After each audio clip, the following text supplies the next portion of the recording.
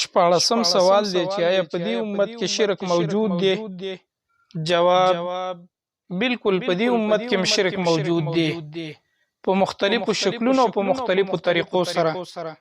قرآن کریم په سوره یوسف کې الله سبحانه و تعالی فرمایي: وما يؤمن اکثرهم بالله الا وهم مشركون.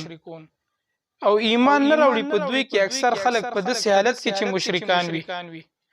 نو د آیات مطلب دا دی چې ایمان راوړونکي ډیر کم خلک وي او شرک کوونکي هغه ډیر وي.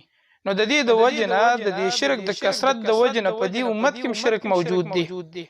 حدیث کې راځي نبی کریم صلی الله علیه وسلم فرمایي، امام ترمذی رحمه الله په جامع الترمذی کې حدیث راوړی دی: لا تقوم الساعة حتى تلحق قبائل من امتي بالمشركين. نبی کریم صلی الله علیه وسلم فرمایي چې قیامت به قائم نشي تر هغه وخت پورې حتی تلحق قبائل من امتي بالمشركين، چې تر څو زما د دې امت څخه خلک څه قبیلې د مشرکانو سره ملاو نشي، وحتى يعبد الاوثان، او تر هغه وخت پورې به قیامت قائم نشي تر دې چې زما د امت داخله د بوتانو بندگی ونکي.